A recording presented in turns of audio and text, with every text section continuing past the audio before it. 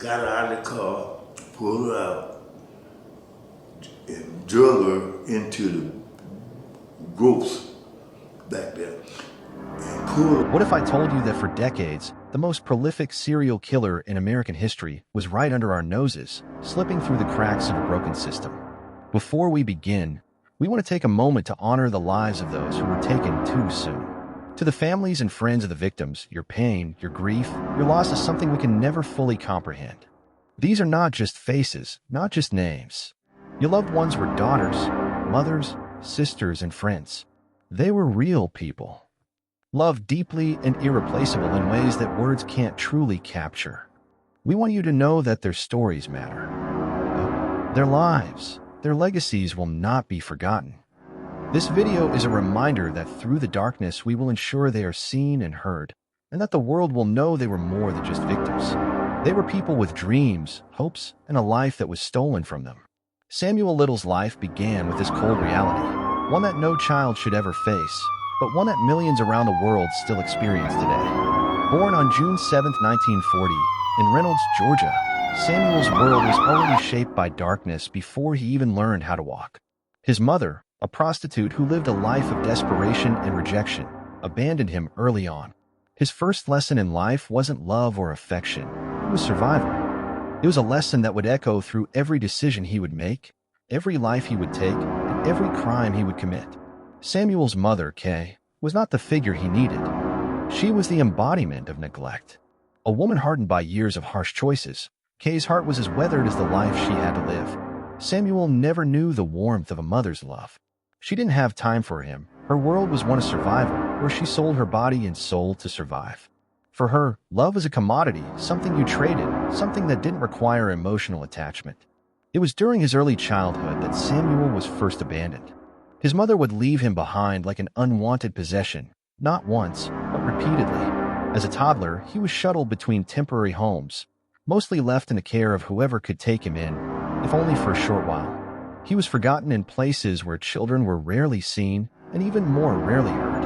And for Samuel, this neglect was a wound that could never heal. At the age of 4, Kay finally left him with his grandmother in Lorain, Ohio. But even here, in the home of someone who should have cared for him, there was no warmth. Samuel's grandmother, though well-meaning, was distant, cold, and burdened by her own struggles. She did not provide the nurturing care he needed. For Samuel, this was just another chapter of abandonment. It was as though no one in the world wanted him, and he learned to internalize that. He was nothing to anyone. Before we dive into this chilling mystery, if you love true crime stories that keep you on the edge of your seat, don't forget to hit that subscribe button. Trust me, you won't want to miss what's coming next. As Samuel grew older, the neglect only intensified. School should have been his escape, a place where he could find structure, make friends, and carve out an identity. But it didn't take long for him to realize that the world he lived in was indifferent to his existence. He didn't fit in. He wasn't one of the popular kids, nor was he the most intelligent. He wasn't good at playing the game of school, and he certainly didn't understand the rules. The other kids saw him as an outsider, and Samuel couldn't fathom why he was different, why he couldn't connect. His early years in school were marked by loneliness. He was never one of the kids who had friends, who shared inside jokes, or played sports after school. He sat in the back of classrooms, unnoticed, a shadow among a sea of faces. Teachers didn't understand him. They saw his defiance, his inability to focus, and labeled him as a troublemaker, just another lost cause. In reality, Samuel was a child crying out for attention, attention that he never received. The more invisible he became, the more angry he grew. His self-esteem was crumbling, and instead of finding comfort in the world, he grew resentful of it. The anger built inside him slowly over time until it became something he could no longer control. It wasn't just that he was ignored, it was that the world had failed him. And with every failed attempt to fit in, with every rejection, Samuel began to view himself as someone undeserving of anything good. This feeling, the cold realization that no one cared, that he didn't matter, would stay with him forever, like a shadow he couldn't shake off. The classroom became a battleground where he could not win. Teachers could not help him. Peers would not acknowledge him. The feeling of invisibility consumed him. And with no love, no affection, no safety net, Samuel found solace in only one thing: violence. By the time Samuel was in his early teens, he was already slipping into a life of crime. It wasn't that he set out to be a criminal. No, that wasn't it. It was simply that crime was the only thing that seemed to give him control, the only place where his rage could find an outlet. For Samuel, each theft, each break-in, was a way to take something from the world that had taken so much from him.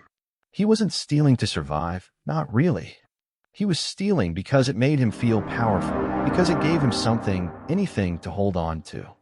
And what started with petty crimes, breaking into homes, stealing small things, soon escalated. As he grew older, his crimes became bolder, more violent. He began to use his fists, his strength, to assert himself, to make others see him, to make them feel the anger that had been building inside him for so long. But still, he wasn't fully aware of the depth of the darkness within him. He was just a kid, a young man, trying to survive. But something else was starting to grow inside him, a deep desire, something more sinister. He didn't just want to hurt others anymore. He wanted control over life and death. He wanted the power to decide whether someone lived or died. It was in those early years of petty thefts and brutal fights that Samuel Little discovered something terrifying: the rush of power. And then, in 1971, the moment came, the moment when everything changed. It was a summer evening when Samuel met her. She was just another woman, vulnerable, easy to manipulate. She didn't know who Samuel was, didn't know the depths of the darkness inside him. She trusted him, perhaps naively, and followed him to his car, where her fate was sealed. For Samuel, this wasn't about just a quick, violent act. It was about control. And control meant everything. She didn't know the danger she was in, but Samuel did. He took her to an isolated location, quiet, desolate, a place where no one would hear her scream. And there, in that moment, with no one watching, Samuel strangled her. He felt her struggle beneath his hands. He felt her life slipping away. And for the first time in his life, he felt power. He was no longer invisible. He wasn't the weak, forgotten boy anymore. Now he was someone who could take another life, someone who could decide who lived and who died. The moment she stopped struggling, when her body went limp in his hands, Samuel experienced something that would forever change him. There was no remorse, no hesitation. There was only satisfaction. The world would never know her name. They would never know the story of the woman who trusted a stranger and never saw the light of day again. She was just another forgotten soul. But Samuel would never forget her. She was the first, the one who unlocked something inside him, a monster waiting to be born. After that first kill, something inside Samuel changed forever. He had tasted power, the power to end a life, and it consumed him. Each subsequent murder was not just an act of violence. It was a reinforcement of his control. Each time he killed, he reaffirmed that he was no longer invisible. He was someone to be feared. He was a predator, and the world would have no choice but to remember his name. The once powerless boy who had been abandoned and ignored was now a man who decided who lived and who died. The world would never know how many lives he took during those years. How many women fell victim to his twisted hunger, his insatiable need for dominance. But to him, they didn't matter. The only thing that mattered was him, his power, his ability to control life and death. What does it take for a person to cross that line? To go from being a mere criminal to a cold-blooded killer? For Samuel Little, it was a single moment, a spark of violence that ignited something darker inside him. A violent act that would mark the beginning of his true descent into terror. It wasn't a moment of madness, it was a moment of awakening.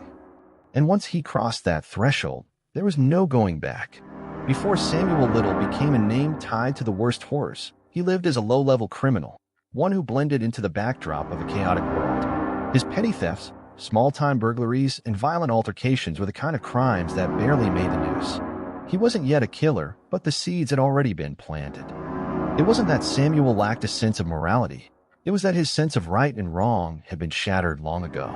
Raised by a mother who abandoned him, and then by a grandmother who couldn't provide the love he needed, Samuel learned early that in this world, you take what you want. His adolescence was filled with outbursts, fights, thefts, run-ins with the law. But as the years passed, he began to feel a shift, a hunger that couldn't be satisfied with petty crime anymore. No, this was something much darker. Something he hadn't yet understood. By the time he was 30, Samuel's criminal record was long and varied. He had committed crimes ranging from armed robbery to assault, all with one common thread. Each act of violence was a step up. He was moving from one crime to the next, gradually inching towards something much more sinister. And then came the moment that changed everything. The first time he took a life. It was 1971. Samuel was still in his 20s, still trying to carve out a space in the world. He had never been particularly remarkable, just another man in a sea of faces. But on one fateful day, he crossed paths with a woman who would unknowingly lead him to his destiny. She was alone, vulnerable, walking down a quiet street. She didn't know who Samuel was, didn't realize the darkness he carried with him. She didn't have a name for the danger that waited just around the corner. And so she trusted him. Samuel, ever the predator, saw an opportunity. He lured her into his car with the pretense of offering her a ride, a gesture that on the surface seemed innocent enough. But beneath that simple offer lay something far darker. She had no way of knowing that the man beside her wasn't just a stranger. He was a hunter, and she was the prey. It wasn't until they were isolated, somewhere quiet and desolate, that Samuel showed his true nature. There, in the silence, with no one to hear her scream, he strangled her. The life drained from her body as she fought to breathe, fought to escape, but there was no escape. In that moment, Samuel felt something he had never felt before, the rush of absolute power. To control someone's life with his bare hands, to decide whether they lived or died, it was intoxicating. This was not just a crime. It was a rebirth. He wasn't a mere criminal anymore. He was something far more dangerous. With her death, the invisible weight Samuel had carried for so long lifted. The anger, the frustration, the neglect, all of it found a place to go. And he became a man with a new purpose, to take life, to possess it, and to do so without fear or regret. When the woman's body was found, there was no connection made between the death and Samuel. No one could trace it back to him. To the world, she was just another missing person, lost and forgotten. But to Samuel, she was a symbol of what he had become. There was no remorse in him. There was no hesitation. As he disposed of her body, as he left her lifeless form behind like a discarded object, he felt the strange sense of liberation. He wasn't just a forgotten child anymore. He wasn't the unwanted, the unseen. He was someone now, someone who could make the world bend to his will. And as the weeks passed, and the authorities searched for the missing woman, Samuel remained invisible again. But this time, it didn't matter. The world had failed him in the past. It had overlooked him, neglected him, but he no longer cared. He had power now. And with power, he could do whatever he wanted. Over the years, Samuel Little's desires grew darker. The first kill had awakened something primal within him, something that couldn't be easily satiated. He craved control. He didn't just want to hurt people, he wanted to destroy them. He wanted to take their lives and make sure they were never heard from again. Each new victim became a game to him, a puzzle to solve. How would he take their life? How could he hide the body? How could he escape unnoticed once again? His victims were always women, vulnerable, often marginalized by society. Women who walked alone, women who no one would miss, women who were seen as invisible, just as he once had been. He began to seek them out, to hunt them, each victim more carefully chosen than the last. And the more he hunted, the better he became at it. He was meticulous, patient, and ruthless. He studied his victims, learned their patterns, and picked them off one by one. He knew exactly what to say, how to manipulate, how to lull them into a false sense of security before he struck. To Samuel, they were not real people. They were simply obstacles in his path, nothing more than bodies to possess.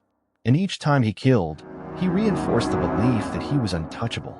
But behind each victim's disappearance lay a story, a life that was lost, a family that grieved. They weren't just faceless figures in his mind. They had names, dreams, and futures. And while Samuel Little moved on to his next victim, their families were left with nothing but pain and confusion. The first woman, he never learned her name, but she was the first to feel the cold grip of his violence. Then came the others, each woman marked by the same invisible trait, vulnerability. Some were prostitutes, others simply women walking the streets at night. He didn't care who they were, as long as they were alone. Each one of them became a footnote in his twisted journey. But to their families, they were everything. And as time passed, the bodies he left behind began to stack up. The authorities remained clueless, their investigations faltering with each new disappearance. They had no idea that the same killer was striking again and again. Little did they know they were chasing shadows. Just when you thought you had the answers, another twist emerges. But hold on, if you haven't subscribed yet, do it now because this case is about to get even darker. By the 1980s, Samuel Little had become a polished predator. He wasn't just someone who killed out of rage anymore. He was a cold, calculating monster, fully aware of his power and how to manipulate the system to evade capture. He began moving from state to state, leaving behind only brief traces, footprints that were so faint, so easily missed, that investigators never connected the dots. His victims, his trophies, were scattered across the country, and each new life he claimed only added to his growing sense of invincibility. He had perfected the art of violence, but it wasn't enough. As time went on, the darkness inside him only deepened. He was no longer driven by need or desperation. No. Samuel Little had become a man who killed because he wanted to. He killed because it made him feel alive. And the more he killed, the less he felt the weight of the world. He was, for all intents and purposes, untouchable. As the investigation heats up, we uncover a shocking detail. And trust me, you'll want to be here for what happens next. Go ahead and click subscribe now, so you don't miss the upcoming revelations. By the early 1980s, Samuel Little had honed his skills, becoming not just a killer but a master of his craft. His crimes were no longer random, no longer outbursts of rage. They were calculated, precise, and methodical. Every new victim was carefully selected. He studied them, watched them, understood their routines, and knew exactly how to strike when they were most vulnerable. This was no longer about mere violence. This was about control. He was no longer a boy who had been abandoned, neglected, and forgotten. He was now a predator, and he was mastering his hunt. Each of his victims shared common traits. Women, often marginalized, living on the edge of society. Some were sex workers, some were addicts, but to Samuel, they were all prey. They were the invisible ones, the ones no one would miss, the ones that the world had already abandoned. And for Samuel, that made them the perfect targets. He would approach them with ease, a charming smile, and a few well-chosen words, always knowing what to say, how to gain their trust. He had learned over the years that trust was the first step in the game. Once he had them in his car, once he had them isolated, the game was his to win. He was methodical, each victim a step toward building a pattern. He didn't just kill for the sake of it. He killed because it gave him a sense of power control. He was no longer just taking life. He was deciding who would live and who would die. By the mid-1980s, Samuel Little's reach had expanded across the country. He wasn't just confined to one area. He moved like a shadow, drifting from state to state, never staying in one place for too long. California, Florida, Mississippi, Texas, his crimes spread like an unchecked wildfire, his victims left behind like forgotten pieces of debris in the wake of his fury. But Samuel didn't care. He wasn't interested in being caught. In fact, he became more brazen, more confident with each killing. He knew how to erase his traces, how to leave no evidence behind. He had perfected the art of invisibility. Each new town, each new state, was just another hunting ground. No one was watching. No one was looking for the missing women. To the authorities, these were just another set of disappearances, another mystery left unsolved. But to Samuel, they were his victories. With each new killing, he grew more confident. He began to understand the system, how to manipulate it, how to avoid detection. And it wasn't just about killing anymore. It was about the thrill of it. The rush of outsmarting the authorities, the satisfaction of evading justice, and the sheer delight in knowing that no one was coming for him. What set Samuel apart from other killers was his understanding of control. He wasn't just choosing victims at random. He was selecting them with precision. He could look at a woman, glance at the way she walked, the way she held herself, and know whether she was vulnerable enough to fall into his trap. He knew the women he targeted were the ones who lived on the edges of society, the ones who were easy to manipulate. And with each victim, he became more and more methodical, more meticulous in his approach. He didn't need brute force anymore. He didn't need to fight. By this point, his victims knew nothing of his intentions until it was too late. He knew exactly how to disarm them. His words, his calm demeanor, his carefully crafted persona. They trusted him because they had to. But trust was just another weapon in his arsenal. By 1984, Samuel Little had crossed over completely. He wasn't just a man committing acts of violence. He was a monster, and he knew it. He had embraced the darkness inside him, and now it was all he lived for. Each victim was a means to an end, a way to feel alive, a way to escape the emptiness that consumed him. At some point, Samuel stopped caring about the details. He didn't need to know who his victims were. He didn't need to remember their names. They were objects, nothing more than bodies to control, to possess. He had found his true calling. Killing wasn't just a necessity, it was his identity. It was who he was. The shift had happened slowly, gradually, but was undeniable. Samuel Little wasn't just a criminal anymore. He was a predator, and predators don't feel remorse. They don't feel guilt. They don't care about the lives they ruin or the pain they cause. As the years passed, Samuel's methods only grew more sophisticated. He had become more than just a killer. He was a master manipulator, a man who knew how to play the game better than anyone. His victims weren't random, they were handpicked. His choices weren't about need, they were about pleasure. And so, by the late 1980s, a pattern began to emerge, one that would take decades for anyone to see. Women were disappearing at an alarming rate, especially in areas like Los Angeles and San Diego. Some were found, others never were. But no one made the connection. No one connected the dots until it was too late. Samuel had become a ghost, a figure who moved through the cracks of society, leaving behind only the faintest traces of his existence. The authorities would look at each case, scratch their heads, and move on. But they never saw the full picture. The same predator was behind it all. And Little wasn't concerned with the authorities. No, he had perfected the art of invisibility, and the more he killed, the more confident he became. He knew the system was failing, but they would never catch him. And in that confidence, in that terrifying belief that he was untouchable, Samuel Little grew bolder with each passing year. But for Samuel Little, the greatest game of all was the hunt. It wasn't just about the killings, it was about the manipulation, the chase, the control. Each time he tracked down another victim, he wasn't just satisfying a need. He was rewriting the rules. He was the hunter, and they were the prey. The game had begun, and there was no end in sight. With each victim, the predator grew stronger. Each step he took in his twisted journey only pushed him further down a dark road. A road where there was no redemption, no turning back. The world would come to know him, but only when it was far too late. And with each life Samuel Little claimed, the darkness inside him expanded, becoming a void that could never be filled. He had become a master of death. We're In the almost shadows, there. a monster What waits. happens next Patient, will blow your mind. silent, and If calculating. you haven't subscribed A predator yet, who has now's the learned to time. move without This a trace, last piece of the to puzzle kill is without something you won't remorse. believe. For years, he slipped through the cracks, untouched, as his body count grew. And while he moved across the country, leaving behind no clear pattern, there were whispers in the wind, a realization slowly but surely that something was terribly wrong. By the late 1980s and into the 1990s, the bodies left behind by Samuel Little had become more than just a series of cold cases. Each victim, now lost and forgotten, became an eerie puzzle piece. What seemed like isolated disappearances began to form a disturbing pattern, a pattern that law enforcement had, until then, failed to notice. Women, often marginalized, disappearing in cities far apart. The unconnected deaths, each a tragedy, were just a single string in a broader, more terrifying web that had been spun across the country. Authorities failed to see the link, and Samuel had learned how to stay invisible, how to remain untouched by the system.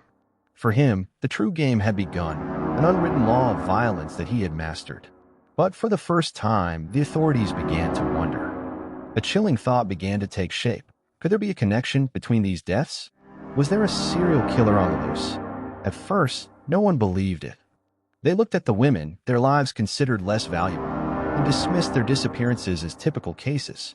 After all, they weren't the kind of women the media focused on. They were forgotten women, addicts, sex workers, runaways, the kind of people society often overlooked.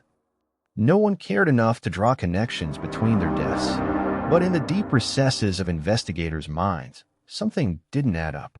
Patterns started to form. The way the women were chosen, the eerie similarities in how they vanished, the lack of evidence. It was all too perfect, too coordinated to be random. The idea of a serial killer began to take root. But finding him would not be so simple. Samuel Little had learned the art of murder like a craftsman perfecting his trade. He didn't just kill, he relished in it. With every life he took, his belief in his own invincibility grew. His arrogance was no longer a quiet whisper in his mind. It was a booming declaration. He was untouchable. No one would find him. No one could stop him. He was a shadow among shadows, a ghost that walked unnoticed, while the world carried on as though nothing was wrong. He began to leave behind fewer and fewer traces of his actions. The way he disposed of bodies, the way he evaded capture, everything about his methods was refined, honed by years of practice. He knew how to make a murder look like an accident, how to confuse the authorities into believing it was a natural death. He could wait, watch, and then strike when they least expected it. His methodical nature set him apart from other killers. He didn't have a need for violence. He had learned that violence was a tool, and he wielded it with the precision of a surgeon. Every kill was part of a ritual of power, control, and dominance. He would strike when it was least expected, always keeping one step ahead of those who sought him. Samuel had become the epitome of terror, not through brute force, but through sheer manipulation. He was a predator who moved through life with a chilling calm, confidence that bordered on arrogance. His victims never stood a chance. They trusted him because he was charming, because he was patient. And when they least expected it, they were gone. Samuel Little's victims were not just numbers. They were lives, stories that were cruelly interrupted by his twisted need for control. Each victim had a name. Each woman had a family, history, the future that was stolen before it could ever be realized. But as Samuel, they were nothing more than another step in his journey, another piece to be discarded when he was finished with them. The bodies began to pile up, some found, others never recovered. Women in various states of decomposition, each one a victim of his mastery of death. He began leaving fewer signs. No witnesses, no obvious evidence, and no fingerprints to trace. The authorities were left with nothing but confusion, chasing shadows in a game they didn't know how to play. He had become invisible, and that invisibility gave him a kind of power that few killers ever experience. He was a ghost, a phantom moving through the streets, always slipping through the cracks of the justice system. As the years passed, investigators began to see the connection between the deaths, but it was too late. Samuel was always one step ahead. Despite his growing arrogance and his belief in his invincibility, Samuel was being watched. The authorities had begun to recognize the pattern. An unspoken understanding began to form between local law enforcement and the FBI. The victims were connected, each woman killed in a similar manner. The killings were no longer seen as random acts of violence, but part of a sick, twisted ritual carried out by one man. By the 1990s, investigators were becoming more aware of the serial killings across the country. With the rise of the FBI's behavioral science unit, law enforcement finally began piecing together the puzzle. The connection between the victims, once so faint, had started to form into a clearer picture. A man, the same man, was likely responsible for the deaths. But who was he? Where was he hiding? And most importantly, how could they catch him? The fear in the air was palpable. Samuel knew that law enforcement was closing in. His reign of terror was beginning to be recognized, but he wasn't afraid. He had outsmarted them before. He had killed without consequence for decades. And in his mind, there was no reason to think it would be any different now. The more they looked for him, the more invisible he became. As the investigation intensified, Little's confidence began to show cracks. He still thought he was untouchable, but a small hidden truth was starting to form in the recesses of his mind. Could they catch him? Could they really understand the monster he had become? The most chilling aspect of Samuel Little's mind wasn't just the killings themselves. It was the way he could walk among society without leaving a trace. He didn't just evade capture, he relished in it. He was a master of disguise, a blending into a world that had no idea what was lurking beneath the surface. It wasn't just the deaths that marked him. It was the arrogance with which he moved through life, knowing that he was untouchable. It wasn't that he was afraid of being caught. He was afraid of nothing. He was a predator who knew no limits. Each new life he took was just another reminder that the world would never catch him. In his mind, he had become more than just a man. He had become an unstoppable force. And that belief would carry him for many more years. But even the most elusive predators can be caught, and for Samuel Little, the fear of being exposed was always waiting just around the corner. As the years went on, Samuel Little's crimes only grew more brazen. He had learned the art of survival, the art of murder, and the art of invisibility. He had perfected everything he did: his methods, his manipulations, and his disguises. His confidence was unshakable, his need for power unyielding. And yet, despite all his efforts to remain hidden, the truth was becoming clearer with each passing year. The authorities were beginning to realize that they were hunting a ghost, a man who had made a career out of leaving no trace behind. But for now, Samuel Little continued his reign, a man in the shadows, a predator with no conscience, no fear. His world was dark, but it was his, and no one would stop him. For decades, Samuel Little had danced in the shadows, a predator moving with terrifying ease through the cracks of a broken system. He had become an invisible force, a ghost, slipping past the authorities, slipping past the very fabric of society itself. But even the most elusive creatures leave traces behind, and Samuel's reign of terror was no exception. It was a small, seemingly insignificant event that would shatter the illusion of his invincibility. It would be the beginning of the end for the most prolific serial killer in American history. In the fall of 2012, Samuel Little was arrested in Louisville, Kentucky, for a drug charge. It seemed like just another routine arrest for a man who had long evaded the law. But that day, the authorities unknowingly stepped into a nightmare they had been chasing for years. At first, it seemed like nothing more than a simple narcotics violation, a minor charge. But when his DNA was tested against cold case files, the results sent shockwaves through the investigation. Samuel Little's name was connected to multiple unsolved murders from decades earlier. The moment the evidence came back, law enforcement began to realize the magnitude of what they had stumbled upon. The man they had just arrested wasn't a simple criminal. He was a serial killer responsible for a decades-long spree of violence and terror. But they didn't yet know the full scope of his crimes. They didn't know the true depths of the horror he had caused. The authorities knew that they were dealing with something much bigger than they had ever imagined. It wasn't just one or two murders, it was dozens. And each of them had remained unsolved for so long, victims' names lost to time. But now, with Little's DNA linking him to these crimes, the walls began to close in. They were no longer hunting for a ghost. They were hunting a man who had lived in plain sight for years, and now his past was finally catching up with him. What came next was even more unsettling. Samuel Little, the man who had evaded capture for so long, was not the least bit surprised by the arrest. Instead of denying his crimes, instead of protesting his innocence, Little began to confess. In chilling detail, he began to recount his killings, his victims, his twisted methods. He spoke with disturbing clarity, describing each woman, their features, their movements, the places he had disposed of their bodies.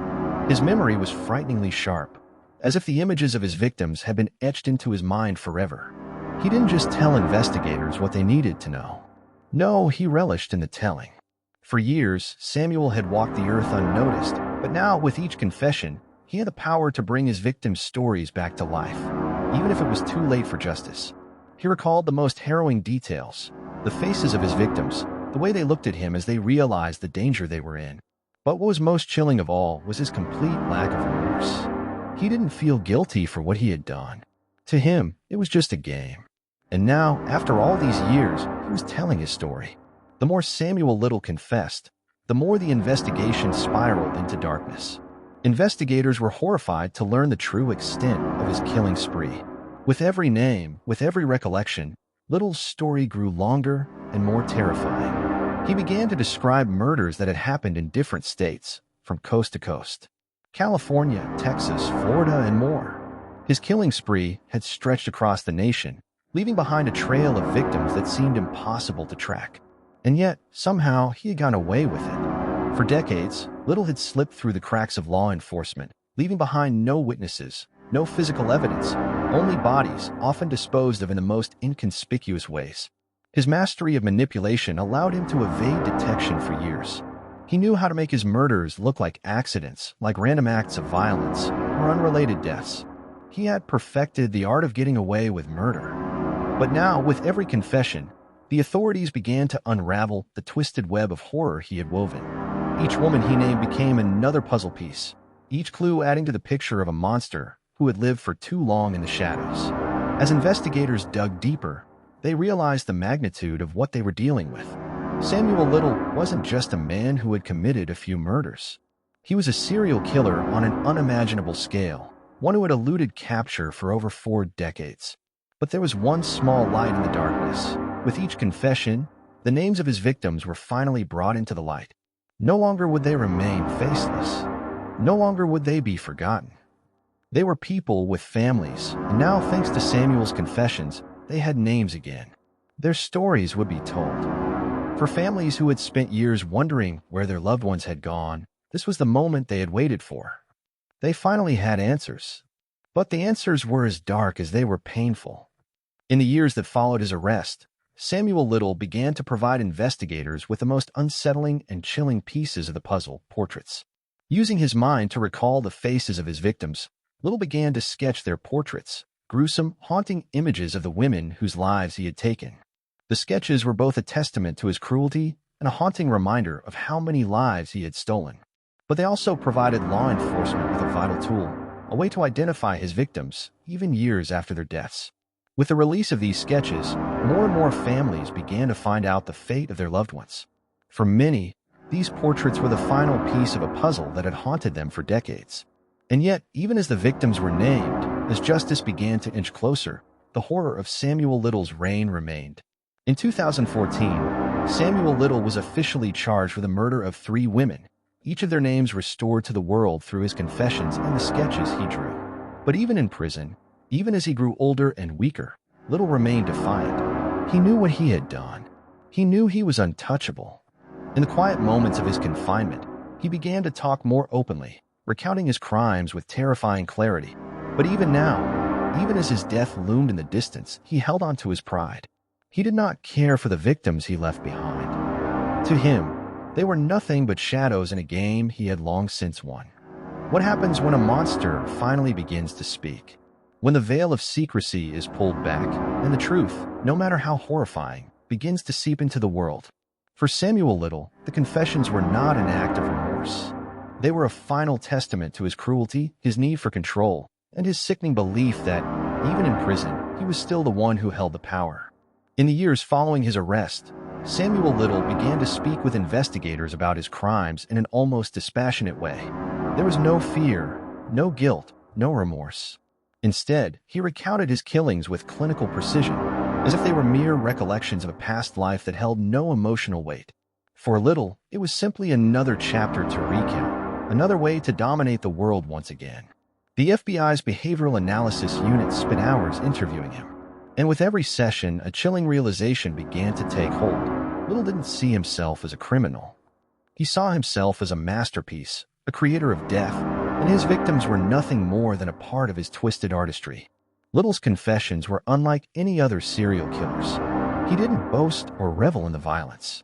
Instead, he spoke with a strange pride, as though recounting the details of his murders was simply a way to relive his power. Each victim he described was reduced to a name, a face, and a place, nothing more than a footnote in his self-proclaimed legend. Little's victims had become objects to him, representations of his power, of his ability to control life and death, nothing more.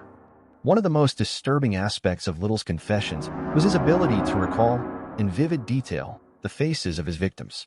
He wasn't just a man recounting murders. He was a man who could see them again. Each one, each woman, alive in his mind, their faces forever imprinted in his memory. He drew their faces with chilling accuracy, portraits of the women whose lives he had stolen. Each sketch, each portrait was a haunting reminder of his power over them. His ability to recreate their images in his mind was so unsettling that it left law enforcement with one terrifying question: how many more victims were out there, whose faces we would never see, whose names would never be known? Samuel Little's portraits were not just a twisted game for him. They were his way of claiming victory. They were proof of his dominance over the lives he had taken. Each sketch was a mark of his success, a symbol of his invincibility. And as each portrait was revealed to the world, investigators were forced to reckon with the true scale of his crimes.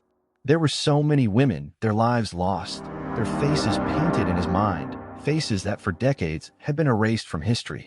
For the families of Samuel Little's victims, his confessions and sketches were both a blessing and a curse. For the first time in years, they could put names to the faces of their loved ones.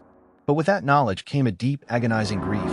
The grief of knowing that the monster who had killed their daughters, mothers, and sisters had walked free for so long unchallenged, while they lived in limbo, hoping for answers that never came.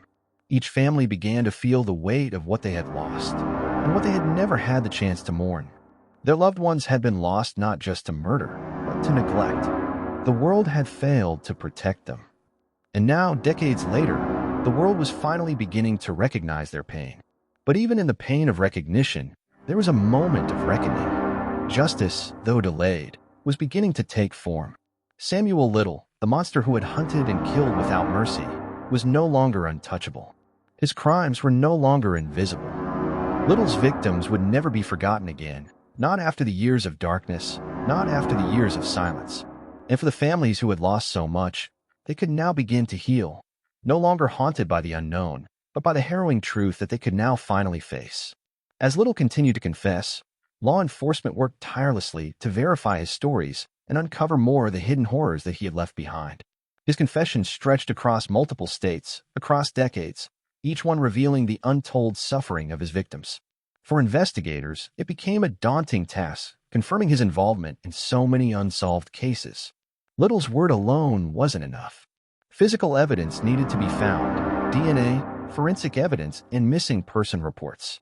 Slowly but surely, the authorities began to uncover more bodies, each one a tragic confirmation of Little's words. But there were still so many unknowns. The true extent of his killing spree was still hard to comprehend. As they pieced together the final details of his crimes, investigators realized something horrifying. Samuel Little had likely been responsible for far more deaths than anyone could ever fully account for. There was still the terrifying question that loomed over everyone involved. How many more? How many other women had disappeared over the years, lost to a killer who had been so careful, so deliberate in his work? For every case that was solved, more questions arose. For every victim identified, another body could be out there, buried in the past, forgotten by the world. Even in prison, as he faced the prospect of dying alone, Samuel Little did not change. He had lived his life as a predator, and in the quiet confines of his cell, he continued to maintain that identity. He was still the master of manipulation, even from behind bars. Though his confessions brought justice to many, Little's pride never wavered. He knew his place in history. He knew he had been untouchable for so long, and even in prison, he continued to manipulate those around him. Samuel Little, the most prolific serial killer in American history, lived in a world that had finally begun to confront him.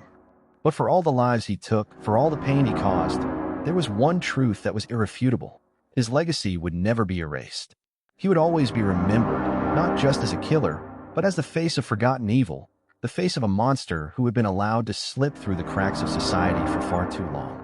In December 2020, Samuel Little passed away in a California prison, but his death did not mark the end of his impact. As his confessions and sketches continue to lead to the identification of victims, the story of his reign of terror remains a shocking reminder of the monsters that walk among us, hidden in plain sight, living on the fringes of society. He was a predator who manipulated, controlled, and killed without mercy, and though he is gone, the world will never forget his face.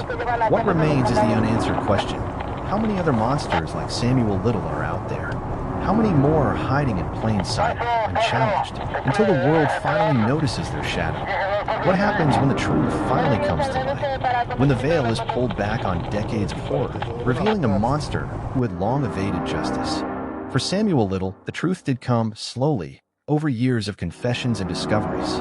But for the families of his victims, the truth was both a blessing and a curse. It was the final piece of a puzzle they had spent decades trying to solve. And for the investigators, the trial would become the moment they could finally see justice, even as the horror of Little's actions continued to unfold before them. After Samuel Little's arrest and confessions, the next step was bringing him to trial. But as the evidence piled up, his confessions, his DNA linking him to decades of murders, Little's trial was never going to be simple. The legal battle ahead was as complex as the man himself. It wasn't just about prosecuting a serial killer. It was about dealing with the legacy of his monstrous acts and the disturbing psychological profile he had left behind. By the time of his trial, Little had already been indicted for 3 murders, but the true extent of his crimes had become too vast to ignore. His confessions led to the reopening of dozens of cold cases. He had killed not just in one city, not just in one state, but across the entire country. For prosecutors, there was no doubt about the extent of his guilt. The physical evidence was overwhelming. The victims' names, the details of their deaths, the sketches of their faces, all of it added up to one horrifying conclusion. Samuel Little was the most prolific serial killer the United States had ever known. But even as Little sat in the courtroom, staring at the families he had torn apart, there was one thing that became painfully clear. He felt no remorse. His smug attitude, his sense of pride in his actions, remained intact. The world had finally caught up with him, but in his eyes, he was still untouchable, still a man who had managed to defy justice for decades. The families of the victims who had come to court were forced to confront their worst nightmares. The faces of the women who had been taken, the stories that had been silenced, these were the things they had hoped would remain hidden. But now the truth was inescapable. They were forced to listen as the details of their loved ones' deaths were recounted in excruciating detail, piece by piece, in front of a courtroom that would never be able to fully understand their pain. For the families of Little's victims, the trial was a bittersweet moment of justice. They had waited for so long, years of torment and suspicion, not knowing what had happened to their loved ones. Some had never even been able to bury their daughters, sisters, and mothers. Their remains had been discarded like garbage, never to be properly mourned. Now, at long last, the man responsible for their suffering was sitting in front of them.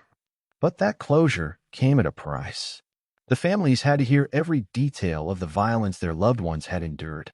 The authorities had to ask questions they never wanted answered. They had to listen as Little's actions were broken down into cold facts, stripped of the emotion that had surrounded each murder. And yet, for many of the victims' families, there was still some comfort in knowing that their loved ones would no longer be forgotten. The portraits that Samuel Little had drawn, haunting, stark depictions of the women he had killed, were now out in the world. The names of the lost had been restored.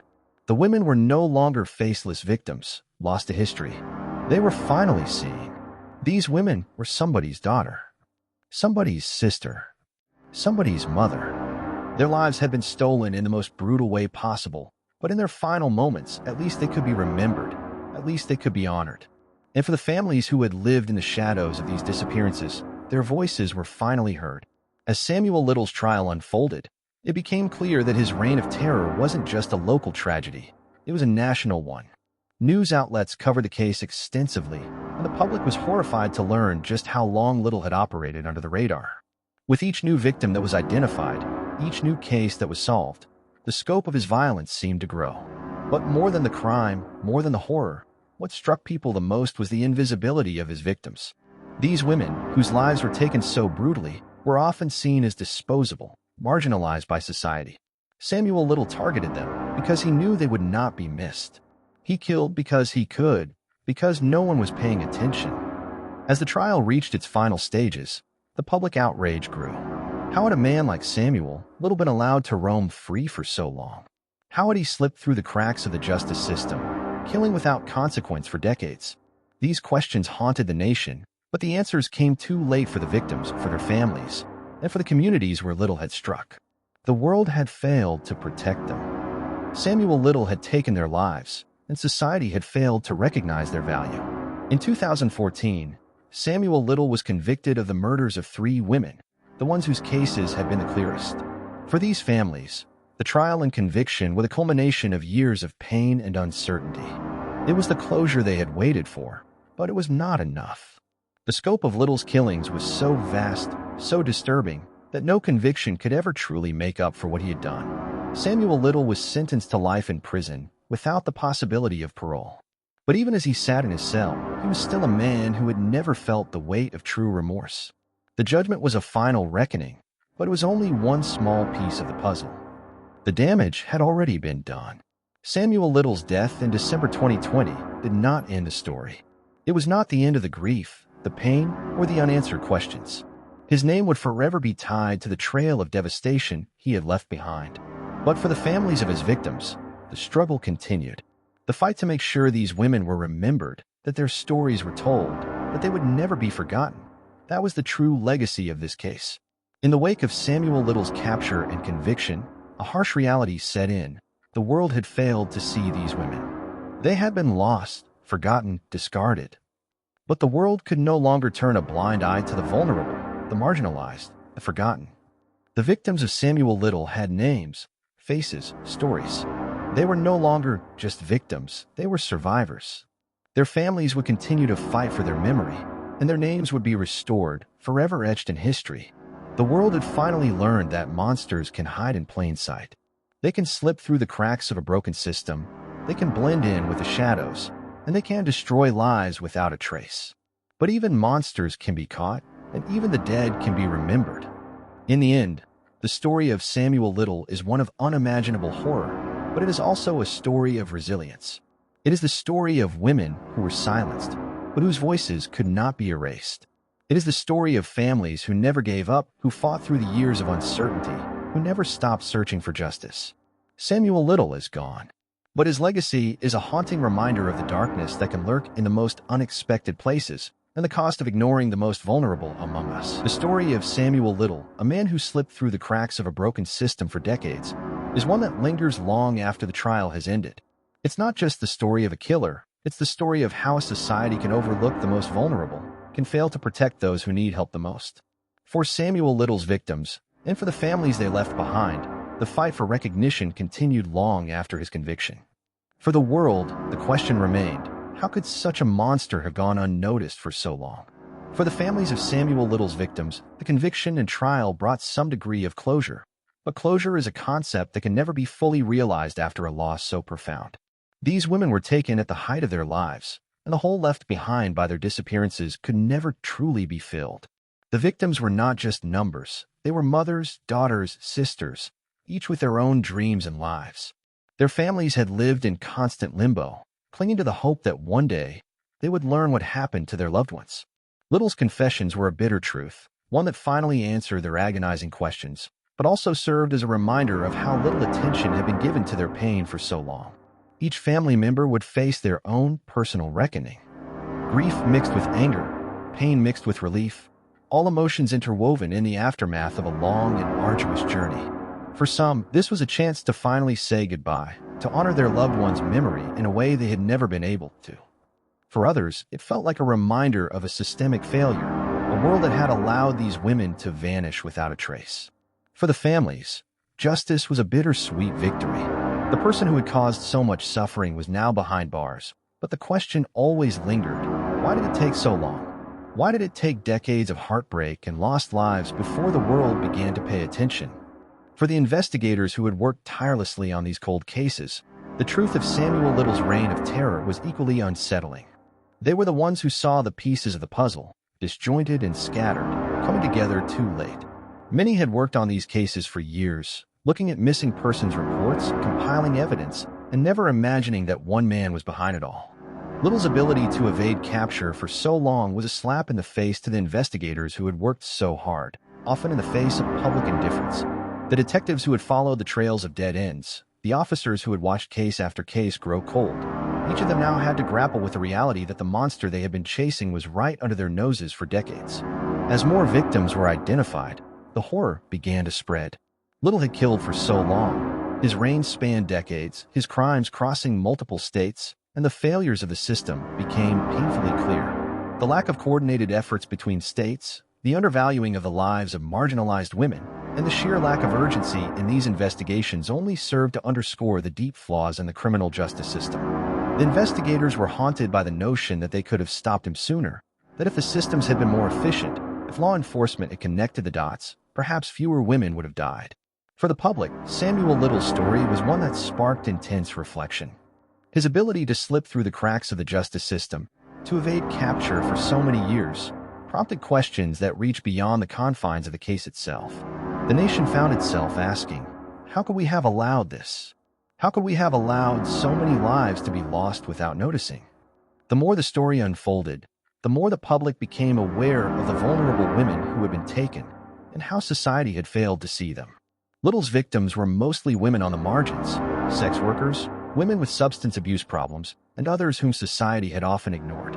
This became one of the most uncomfortable truths to confront. The fact that many of these women were considered expendable by a system that was supposed to protect them. This realization sparked a national conversation.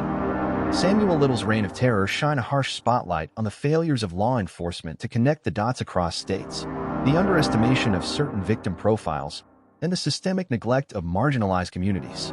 It wasn't just the women who were overlooked. It was the societal forces that had allowed them to be forgotten. But even in this darkness, a glimmer of hope began to emerge.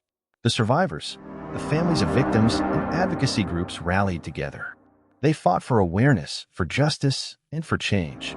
Little's reign of terror had become a catalyst for addressing the broader issue of serial killings and how victims, especially marginalized victims, were treated within the justice system. The story of Samuel Little will forever be intertwined with a larger story of forgotten lives. His legacy is not just about his crimes, but about the painful lessons that society must learn from his reign of terror.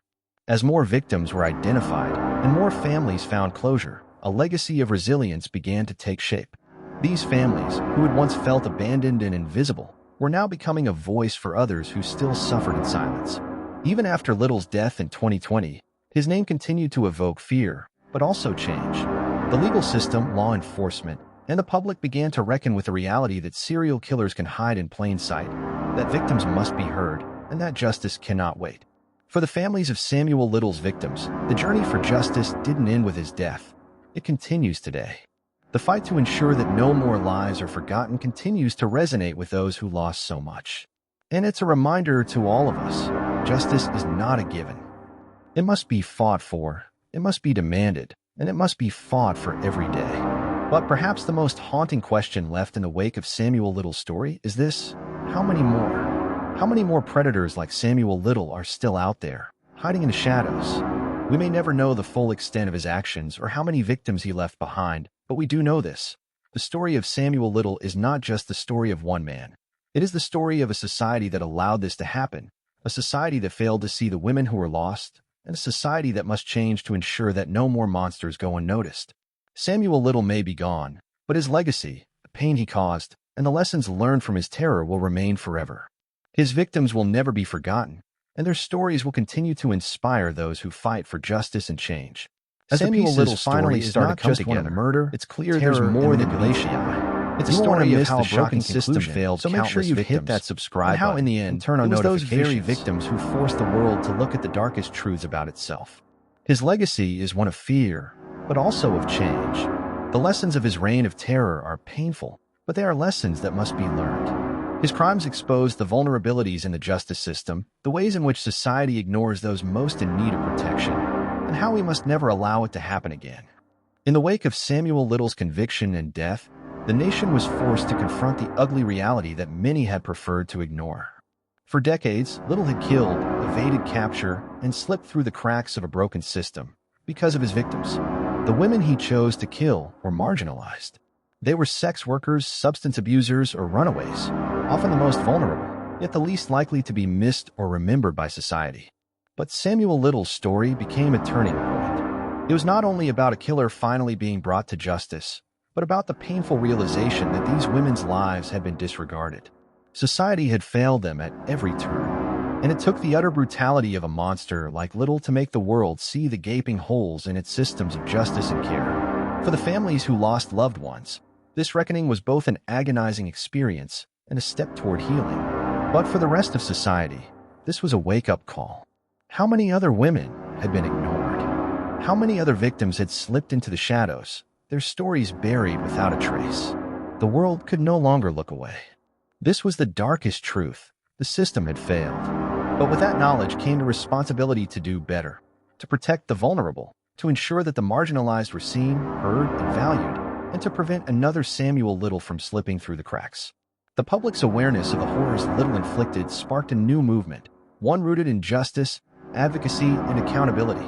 Women who had been silenced, whose stories were lost, now had advocates. The families of Little's victims, who had fought so long to be heard, began to speak out for those still forgotten. Survivors, women who had narrowly escaped his grasp or who had suffered at the hands of other predators, found their voices in the wake of Little's story. Advocacy groups, previously underfunded and ignored, found a new sense of urgency. The fight for justice had grown stronger, louder, and more determined than ever. It wasn't just about catching killers. It was about changing the system, about making sure that no one, especially the most vulnerable, would be ignored again. The rise of the #MeToo movement, the spotlight on missing women of color, and the demand for better law enforcement practices all grew in the shadow of Little's crimes. His reign of terror might have ended, but it sparked a fire for change that would not be extinguished. For the first time, society started to realize that the lives of marginalized women were valuable, and that their stories were worth telling. Justice for these women, even those lost in the darkness, became the driving force for change. The story of Samuel Little's rise to power and his eventual downfall exposed deep flaws in the criminal justice system.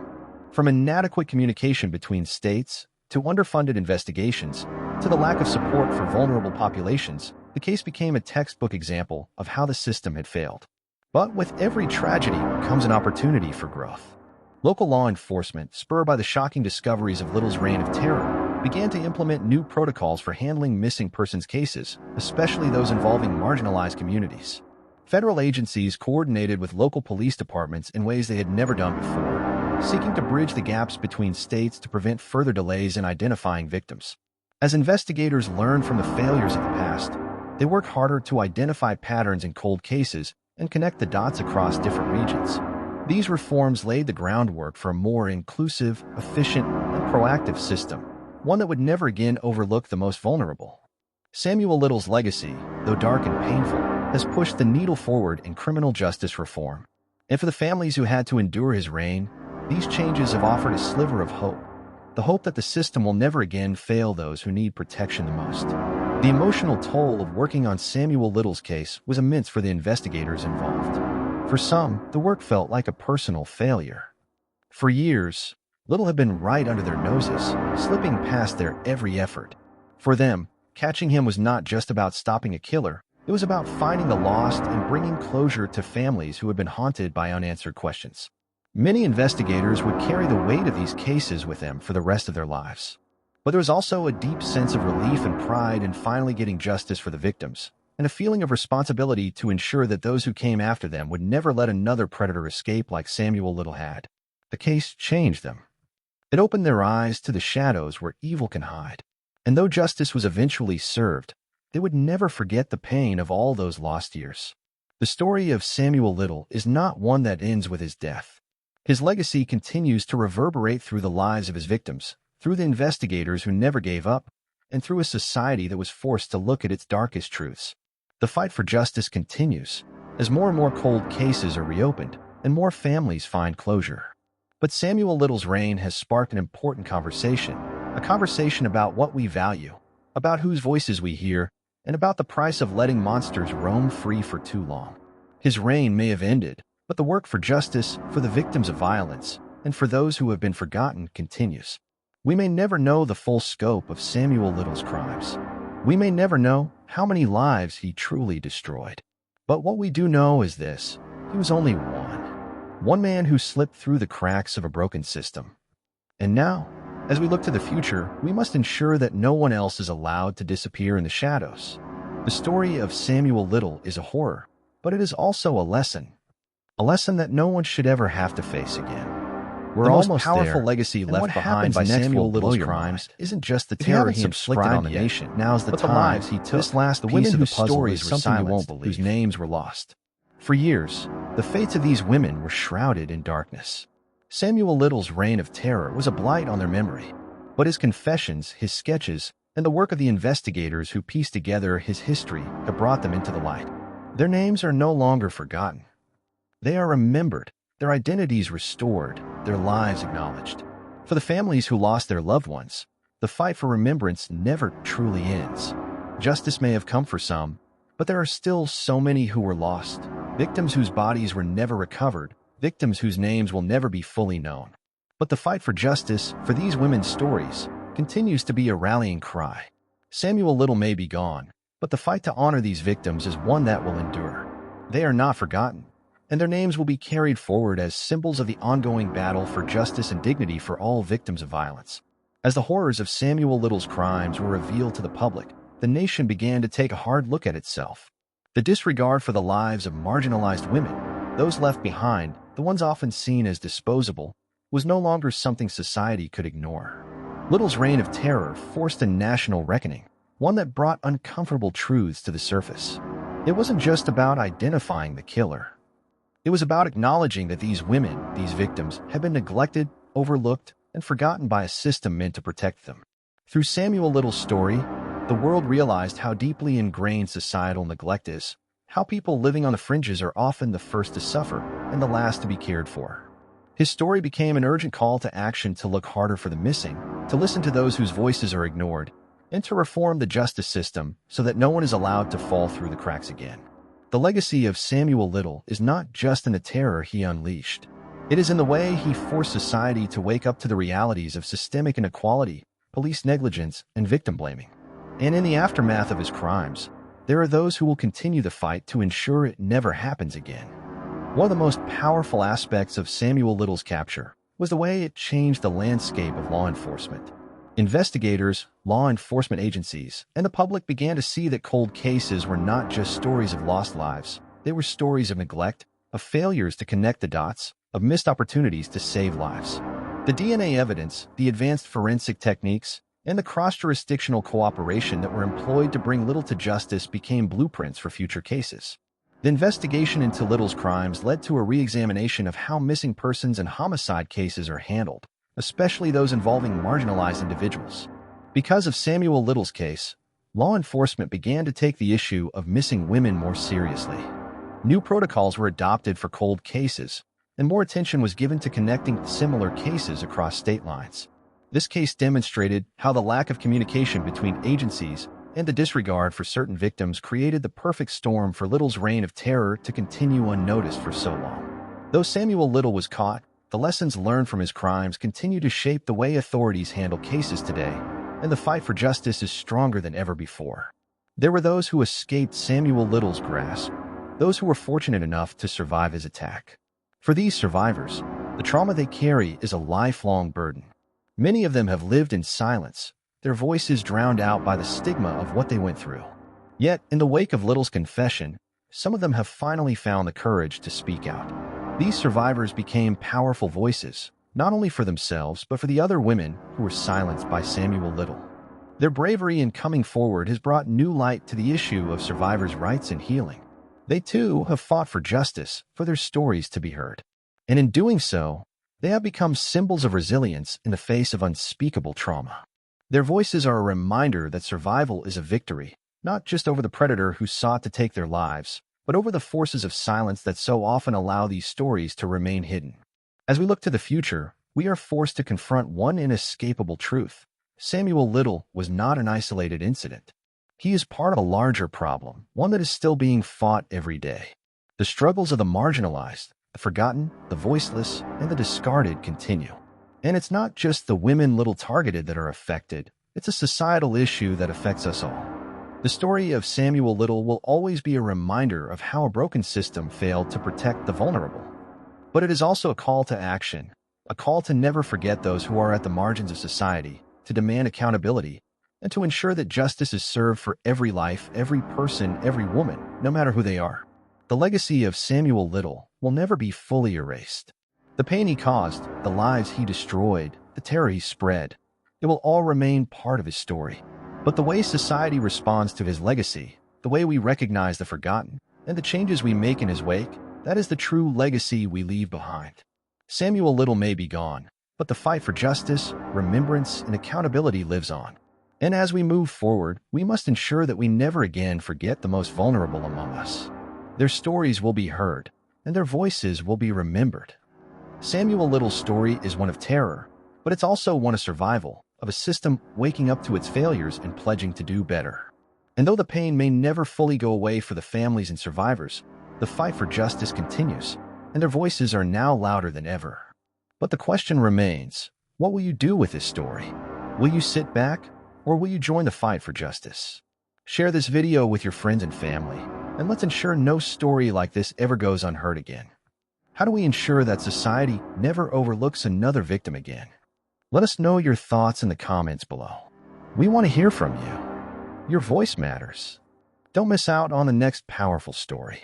Hit that subscribe button now so you never miss a moment for more updates. Stay connected, stay aware, and let's continue the conversation, because the more we talk about these issues, the more we change the world. This video was more than just about a man. It's about making sure we never forget the voices of those who were silenced. Thank you for joining us. Together, we're stronger. Together, we'll make sure their stories are never erased again. Remember, sharing this video could change someone's life. It might just spark the conversation that finally leads to real change. If you believe in justice, share this with everyone you know.